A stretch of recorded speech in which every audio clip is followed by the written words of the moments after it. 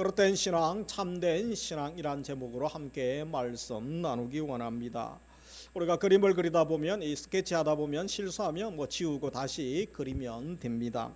이 도자기를 굽는 장인은 틀에서 작업하다가 실수해서 일그러지면 다시 진흙을 또 이겨서 또 시도하면 반죽하면 되는 것입니다. 그런데 초벌구이 재벌구이 굽고 난 다음에 불량이 난 도자기는 어떻게 손쓸 수가 없죠. 그것은 깨어버리는 방법밖에 없는 것입니다. 묘목이 굽어 자란다면 부목을 되어서 어릴 때에 또 바르게 해 교정해 줄 수 있습니다. 그러나 다 자란 비틀어진 나무는 베어버리는 것밖에 없는 것입니다. 이 사람에게 이 거릇된 이념, 신념, 사상이 들어가면 참 그 사람은 교정하기가 어렵습니다. 공산주의에 물들고 진화론, 또 유물론, 나치주의, 또 무신론에 물든 사람들 평생 그 생각, 그 사상에 사로잡혀 그 가치 속에 살아가는 안타까운 모습을 보게 됩니다. 특별히 더 무서운 것은 신앙이 거릇될 때, 잘못된 신앙, 거릇된 신앙의 교육을 받을 때에 얼마나 위험한가, 그것은 우리가 이단들을 보면 압니다. 한번 이단에 빠진 사람들은 도저히 헤어나오지를 못하는 것입니다. 회복이 거의 불가능한 것이죠. 그래서 가정 파탄이 일어나고 사회 혼란을 야기하고 이 교회를 해체하고 교회를 또 공격하려고 하는 그런 무서운 존재들을 보게 됩니다. 그런데 예수님 당시에 그릇 신앙생활하고 있는 부류들이 상당히 있었습니다. 그릇된 종교 지도자들이었는데 마태복음 23장에 등장하는 바리새인과 사두개인들, 특별히 바리새인과 서기관들이었습니다. 그래서 예수님은 7가지 심판 선언, 화선언을 통하여 이들을 책망하셨는데 이들이 책망받는 특징들이 무엇입니까? 그들은 외식에 빠져 있었습니다. 말만 하고 행함이 없는 자들이었죠. 겉모습은 화려하나 내면은 공허한 자들이었습니다. 사람에게 높임받고 인정받기를 좋아하는 자들이었습니다. 영적 실상은 보지 못하고 영적 비전이 없는 자들이었습니다. 그들은 하나님의 생명이 없는 자들이고 하나님의 생명에서 떠난 무리들이었다는 것입니다. 이 가시나무라는 가요가 있습니다. 이 80년대 후반에 하덕규 교수가 기독교 대학 교수로 있는 분이죠. 이 작사 작곡한 곡입니다. 원래 복음 성가로 만든 곳인데 그냥 일반 곡으로 또 내놓았습니다. 그래서 이 가요로 내놓았는데 이 가사 스토리를 보면 신앙 고백이 묻어 있는 것입니다. 그 가사가 내 속엔 내가 너무도 많아 당신이 쉴 곳 없네. 이 당신은 예수님이죠. 내 속에 헛된 바람들로 당신이 편할 곳 없네. 내 속엔 내가 어쩔 수 없는 어두움, 당신이 쉴 자리를 뺏고 내 속엔 내가 이길 수 없는 슬픔, 무성한 가시나무 숲 같네. 내 속엔 내가 너무도 많아서 당신은 쉴 곳 없네. 그래서 이 곡을 작곡할 당시에 작자는 예수님을 이제 영접하고 이 새로운 삶을 살기로 결정을 했는데, 근데 그의 삶을 보면 그렇지 않았던 것입니다. 여전히 내 안에 이기심이 가득하고 이 더러운 제약된 마음 때문에 도저히 견딜 수 없는 그런 고통과 또 갈등하는 마음들이 많았다고 합니다. 그러다가 하나님께서 그의 제약된 마음을 볼 수 있는 이 복음의 빛을 그의 마음에 비추어 주시면서 그의 내면을 바라볼 때에 수도 없이 눈물을 흘렸다고 고백을 합니다. 우리에게도 이 본문에 예수님의 책망을 통하여 우리의 내면을 바라볼 때에 바로 십자가의 능력, 복음의 은혜를 경험할 수 있는 은혜를 주시기를 주님의 이름으로 축복합니다. 그래서 오늘 본문에 보면 6번째 심판 선언이 27절과 28절에 이어지고 있습니다. 27절 같이 읽습니다. 화 있을진저 외식하는 서기관들과 바리새인들이여 회칠한 무덤 같은 행위. 예수님께서 외식하는 자들을 향하여 바로 무엇이라고 합니까? 회칠한 무덤 같다라고 말씀합니다. 우리 동양에서는 이제 장례를 치를 때 땅을 팔죠, 그죠? 그래서 땅을 파서 이제 매장을 합니다. 요즘 화장을 주로 합니다만, 그래서 흙으로 덮는데 이스라엘 경우에는 땅을 파는 것이 아니고 굴에다 시신을 보관합니다. 처리했습니다. 이스라엘은 산악지대인데 거의 섭폐함과 사함으로 가득 차 있었습니다. 그래서 이 비가 오면 석회가 녹아들면 자연스럽게 이 굴이 만들어집니다. 언덕기슭이나 산기슭에 이런 굴들이 많이 생기는데 거기에 묻었다고 합니다. 그래서 어떤 경우는 언덕기슭 옆에 또 파들어가서 시신을 안치하고 돌문을 막아두기도 하고, 그리고 이 부자들은 이제 돌을 파서 그렇게 굴을 만들어 또 무덤을 만들기도 했다고 합니다. 그러다가 그 지방 사람들은 그래서 시체를 어디에 묻었는지 무덤의 위치를 뭐 다 알고 있죠. 문제는 이제 6월절이 되면 많은 전 세계 순례객들이 또 성전에 오지 않습니까? 그래서 무덤을 쉽게 분별할 수 없었기 때문에 요절 같은 명절 될 때에 무덤을 쉽게 분별할 수 있도록 회치를 하는 그런 작업들을 했다고 합니다.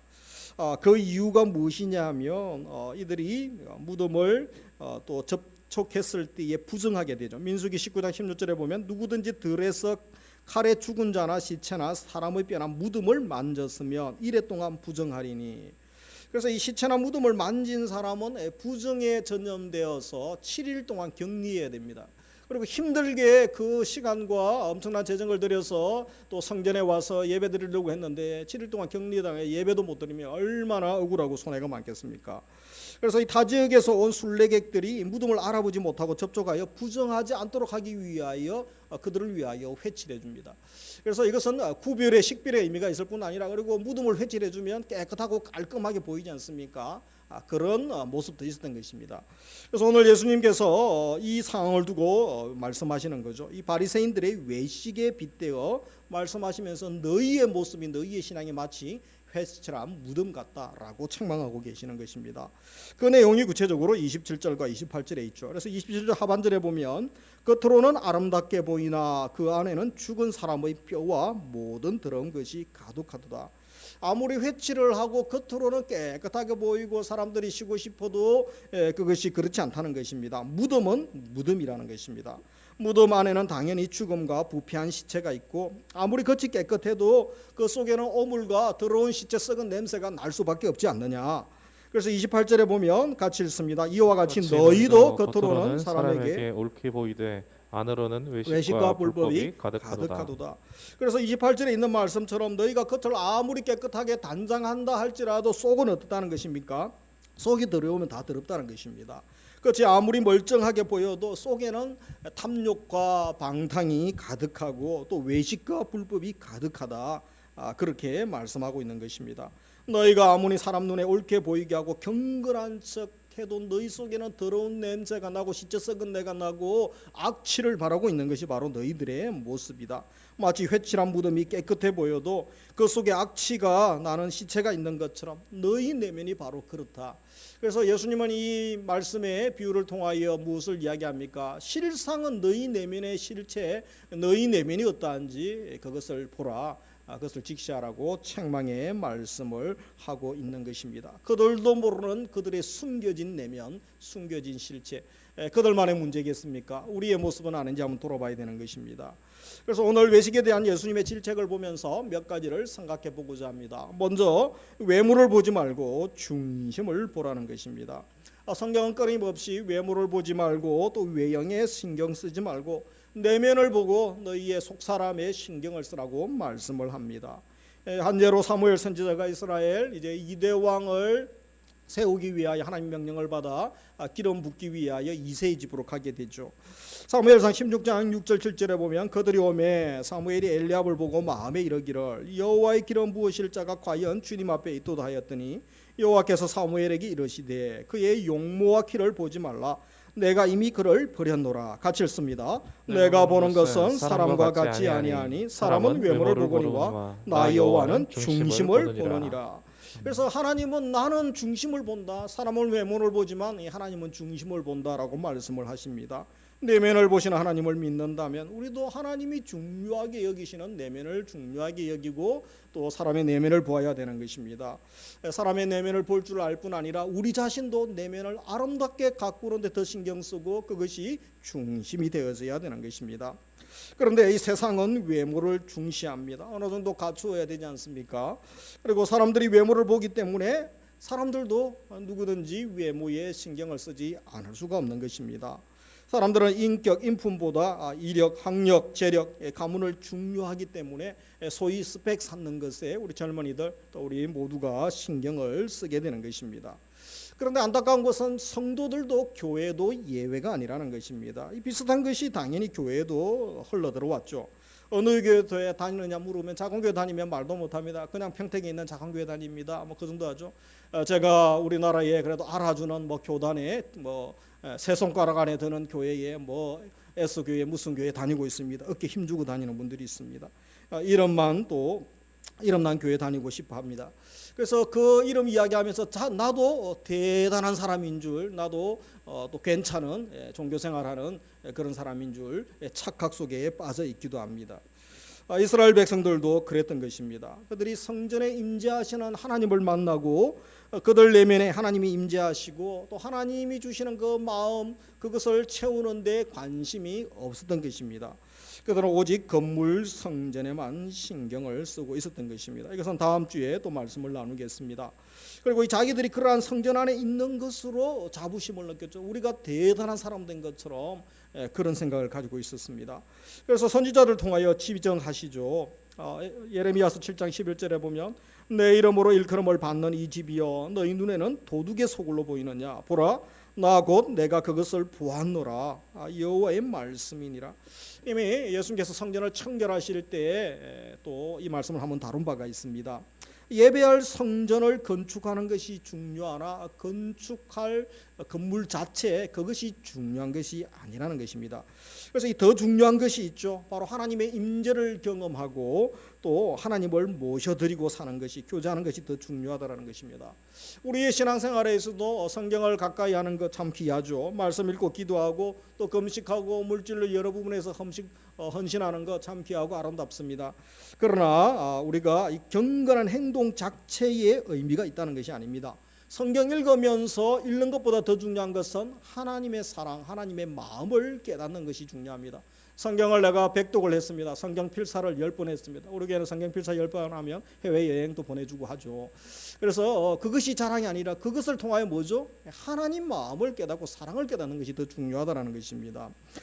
그리고 또 기도하고 금식하면서 이 하나님과 영적 교제 나누는 것, 그것이 더 중요하다는 것입니다.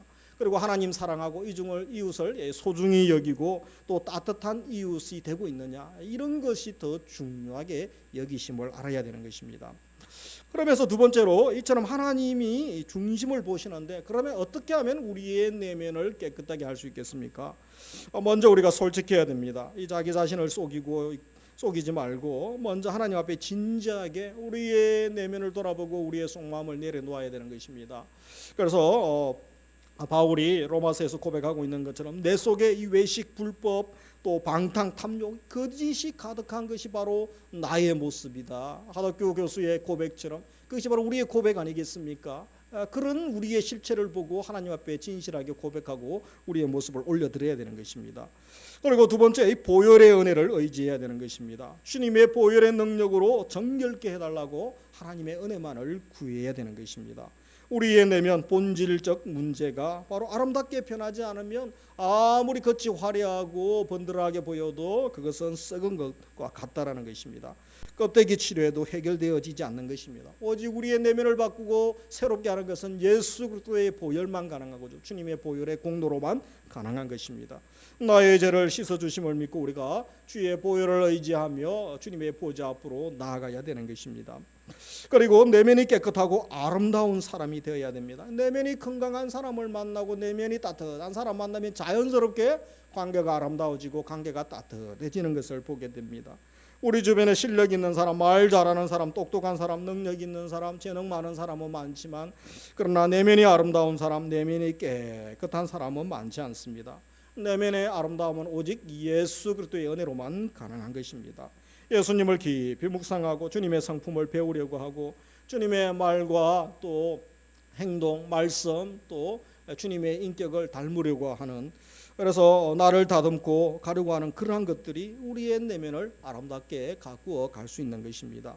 우리 성도의 몸에는, 나의 몸에는 어떤 냄새가 많이 납니까? 예배드리기 전에 또 뭐 향수를 뿌리기 전에 고급 향수가 많이 나는 것이 중요한 것이 아니고 어떤 분들은 악취가 나죠. 부고장 같은 공포, 또 악취가 나는 분들이 있습니다. 그것이 중요한 것이 아니고 바로 예수 그리스도의 생명의 향기가 나야 되는 것입니다.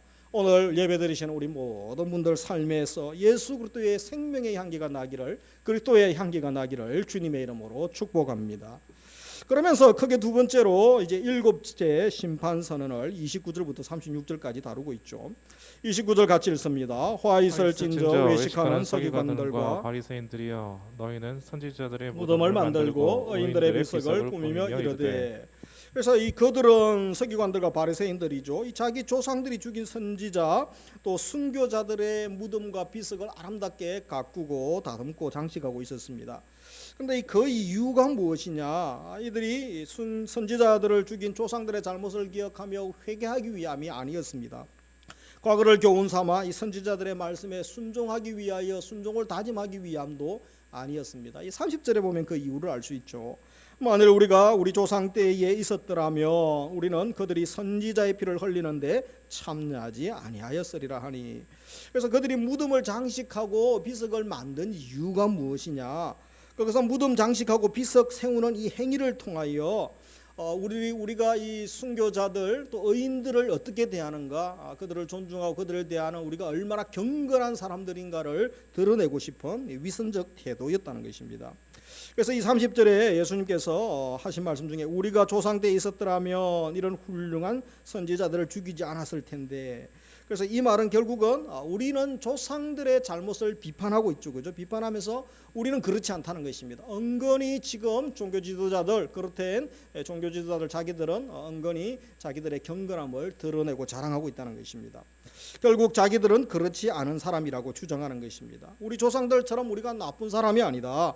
우리는 나쁜 조상들하고는 다른 우리는 지금 의롭고 경건한 사람임을 주장하고 있는 그들의 모습을 봅니다. 그런데 이들의 신앙의 치명적 오류가 무엇입니까? 그것은 바로 오도된 확신이라고 할 수 있습니다. 자기를 정의로운 자로 착각하는 거죠. 지난주의 말씀처럼 이 착각은 자유지만 너무 착각을 해도 그릇된 착각을 하고 있기 때문에 예수님께서 그렇게 예수님의 성품과 반대되도록 그죠? 23장에서 책망하시고 심판을 선포하시면서 책망하고 화로다라고 이들을 책망하시는 모습을 봅니다. 무덤 속의 순교자 선지자는 당시 종교 기독청에 의해서 살인을 다 살해당했던 자들 아니었습니까? 후손들인 자신들은 그들과 아무 상관이 없고 도리어 우리가 순교자들을 우리가 추앙하고 저들은 참 귀하고 우리가 존경합니다. 그런 것을 보여주고 싶은 위장된 그들의 신앙의 모습을 드러내고 있는 것입니다. 외식적인 행동을 하고 있었던 것입니다. 그래서 이에 대해서 예수님께서 어떻게 대답하시는가? 31절부터 36절에 대답하고 계시죠. 오도된 확신에 빠져 조상들과 비교하면서 이 자기의 의로움을 증명하라고 하는 이들에게 예수님이 무엇이라고 합니까? 31절부터 33절은 너희가 너희 조상과 똑같은 놈들이다 라고 말씀하시죠. 그래서 너희가 선지자를 죽인 자들이고 화를 내시죠. 이 독사의 자식들이라고 또 화를 내십니다. 그리고 34절부터 36절은 장차 조상들처럼 너희도 똑같이 범죄하게 될 것이다. 그래서 지혜자 선지자를 박해하고 죽일 것이고 심지어 예수님까지 십자가에 못 박아 죽이는 자리에 이들이 또 앞장서지 않습니까? 이처럼 우리 성도는 이 잘못된 우월 의식을 버려야 됩니다. 이 오도된 확신을 가지고 있으면 얼마나 그것이 위험한가. 그렇된 종교 지도자들을 통하여 우리가 다시 한번 교훈을 얻게 되는 것입니다. 우리 신앙의 정당한 평가는 무엇으로 결정됩니까? 그것은 바로 어떤 결과물에 의한 것이 아니고 하나님과 나와의 관계가 어떠하냐에 의하여 결정되어진다는 것입니다. 잘못된 조상과 나를 비교하거나 지금 불법을 자행하거나 외식교만 그들먹거리는 잘못된 신자들과 비교하면서 나는 그들과 다르다, 나는 그들보다 더 괜찮은 사람이다, 그렇게 자랑하지 말라라는 것입니다. 그런 것은 어리석은 일이라는 것입니다. 하나님 앞에 서는 자는 은혜를 주장하게 되죠. 그러나 사람을 의식하고 사람 앞에 서는 자는 결국은 자기 의를 주장할 수밖에 없는 것입니다. 은혜의식 다 하나님의 은혜입니다. 은혜의식이 없으면 자기를 주장하고 교만해지고 결국은 외식으로 흘러갈 수밖에 없는 것입니다. 결국 그래서 이들도 자기의 의를 주장하게 되는 하나님의 은혜가 떨어진 결과로 자기를 드러내고 외식에 빠져있는 이들의 모습을 보게 되어지는 것입니다. 남들과 비교하여 자기 옳음을 증명하는 세상 질서 때문에 하나님은 어떠한 사람 사용합니까? 내가 괜찮은 사람이고 많이 준비된 사람입니다. 은근히 자기를 드러내고 어스대는 그런 사람들 쓰실까요? 그렇지 않습니다. 우리 고린도전서 1장 27절에 보면 그러나 하나님께서 세상에 미련한 것들을 택하사 지혜 있는 자들을 부끄럽게 하려 하시고 세상에 약한 것들을 택하사 강한 것들을 부끄럽게 하려 하시며 하나님께서 세상에 천한 것들과 멸시받는 것들과 없는 것들을 택하사 있는 것들을 폐하려 하시나니. 같이 읽습니다. 이는 아무 육체도 하나님 앞에서 자랑하지 못하게 하려 하심이라. 그렇습니다. 그래서 결국은 하나님이 이 세상에 없는 것들, 미련한 것들을 통하여 하나님이 세우시면 얼마든지 하나님의 도구가 되고 하나님이 능력 주시고 지혜 주시고 은사 주시고 환경 열어주시면 되는 거죠. 사람 나이 80대면 아무 일도 못합니다. 이제 죽음만 바라보고 조용히 또 몸 다치지 않게 살아야 되지 않습니까? 그러나 모세는 인생 80부터 하나님의 사역을 사실 또 시작하지 않습니까? 갈렙도 그렇지 않습니까? 하나님이 하시려고 하면 약한 자, 못하는 자, 하나님에게는 문제가 되지 않는 것입니다. 중요한 것은 하나님의 관계가 최우선이고 제일 중요하다는 것입니다. 하나님과의 관계가 바로 서는 자, 하나님과의 깊은 교제 나누고 하나님 앞에 준비된 자, 하나님이 그들을 귀하게 여기시고 그들을 들어 쓰시는 것입니다. 그래서 하나님 앞에 서 있는 자, 하나님의 앞에서 또 은혜를 깨달은 성도는 어떤 고백을 하게 됩니까? 고린도전서 15장 10절에 있는 것처럼 그러나 나의 나 된 것은 하나님의 은혜로 된 것이니 내게 주신 그의 은혜가 헛되지 아니하여 오직 나와 함께 하신 하나님의 은혜다. 그래서 오직 하나님의 은혜입니다. 하나님이 불쌍히 여겨주시고 긍휼히 여겨주셔서 제가 지금까지 있게 된 것이고 또 하나님 은혜 주셔서 감사합니다라고 고백하는 것입니다. 누군가 비교하여서 자기가 괜찮다고 또 우월감에 빠지고 자랑하는 것이 아닙니다. 하나님의 은혜를 증거하는 따뜻한 성도로 살아갈 수 있는 것입니다. 이런 은혜를 우리들에게도 주시기를 주님의 이름으로 축복합니다. 그래서 하나님의 은혜를 깨달은 성도, 이 성숙한 신앙인은 이제 삶에 있어서 어떤 태도를 취하게 됩니까? 그들과 비교하면서 나는 그런 짓 하지 않는다, 나는 그런 죄는 나는 짓지 않습니다, 그렇게 자족하며 만족하는 수준으로 살지 않는다는 것입니다. 오직 하나님 은혜만을 의지하죠. 그리고 지금 내게 주신 사명 따라 사는 인생을 살게 되는 것입니다. 하나님께서 내게 은혜 주시고 살려주셨는데 하나님의 목적이 계시고 하나님의 뜻이 계시겠지. 어려울수록, 이 코로나로 폭염으로 어려울수록 남들은 짜증내고 불평내고 그리고 게을러지고 나태해지고 배도하고 마지막 시대를 향하여 달려가지 않습니까? 이제 마태복음 24장 또 우리 금요 심야 예배 또 요한계시록 보면 마지막 때 종말의 때 임할 징조들이 이제 등장하게 되는 것이죠. 그때를 준비하기 위함일 수도 있는 것입니다. 사명 따라 사는 인생이죠. 잠깐 오면 하나님이 부르십니다. 하루에 800~900명이 죽습니다. 1년에 30만 명이 자연사, 교통사, 질병으로 죽습니다. 그거 여러분 오래 산다고 좋은 것이 아닙니다. 하나님이 주신 사명을 감당하고 하나님의 목적을 위하여 살고 있는가, 주님의 부르심의 그 분명한 이유를 위하여 또 알고 그것을 위하여 살고 있는가, 그것이 중요하다라는 것입니다. 그래서 예수님이 이들을 향하여 어떤 책망하십니까? 서기관과 바리새인들에게 선지자 안 죽였다고 자랑하지 말고 선지자들의 말씀에 지금 순종하고 있는가, 그것을 너희들이 더 중요하게 여기고 따져봐야 되는 것 아니냐. 또 우리는 그들과 다르다라고 말하지 말고 지금 하나님과 나는 어떤 관계 맺고 있는가, 그것을 먼저 생각해보고 그것을 중요하게 여겨야 되지 않느냐. 그렇지 못한 너희들 책망하고 계시는 것입니다. 그래서 예수님이 독설과 저주를 내뱉으시죠. 33절에 보면 뱀들아 독사의 새끼들아 너희가 어떻게 지옥의 판결을 피하겠느냐. 그릇된 종교 지도자들에게 저주와 독설을 내뱉으시죠. 물론 그것도 하나님의 사랑이, 회개하고 돌이켰으면 하는 주님의 사랑이 묻어 있는 것입니다. 그런데 어떻게 너희가 지옥의 판결을 피하겠느냐. 이 시대의 나를 향한, 우리 교회를 향한, 또 한국 교회를 향한 하나님의 음성으로 우리가 들을 수 있기를 원합니다. 이 시대에 우리는 어떻게 살고 있는가, 어떻게 너희가 지옥의 판결을 피하겠느냐, 우리가 하나님께서 물으실 때 어떻게 대답할 것을 준비해야 되겠습니다. 그래서 마지막 37절부터 38절에서는 9절에서는 무엇이라고 합니까? 결국 회개하지 않는다면 하나님의 심판이 임하죠. 돌이키라고 그렇게 말씀하셔도 듣지 않고 회개하지 않는 인생, 예루살렘의 멸망을 예고하시고 다음 시간에 또 이 말씀을 살피게 될 것입니다. 그래서 오늘 말씀을 마무리하면서 23장에서 우리 예수님께서 이 그릇된 신앙인들의 7가지 심판선언, 이 책망을 통하여 우리도 이제 그릇된 신앙에서 벗어나 참된 신앙으로 주님이 기뻐하시는 삶, 주님의 참된 제자로 살 수 있기를 결단하기 원합니다. 3가지를 한 주간 기도 제목으로 삼기 원합니다. 중심을 보시는 하나님께 날마다 은혜와 긍휼을 의지하는 천국 백성 예수 그리스도의 제자로 살아가시기를 주님의 이름으로 축복합니다. 2번째로 신앙은 사람 앞에 서는 것이 아니요 하나님 앞에 서는 것, 하나님 앞에 제대로 서는 것입니다. 마지막 시대에 말씀 앞에, 하나님 앞에 제대로 설 수 있고 신전의식, 코람데오 의식으로 살아갈 수 있기를 주의 이름으로 축복합니다. 마지막으로 하나님과 바른 관계 맺고 성숙한 신앙인데요.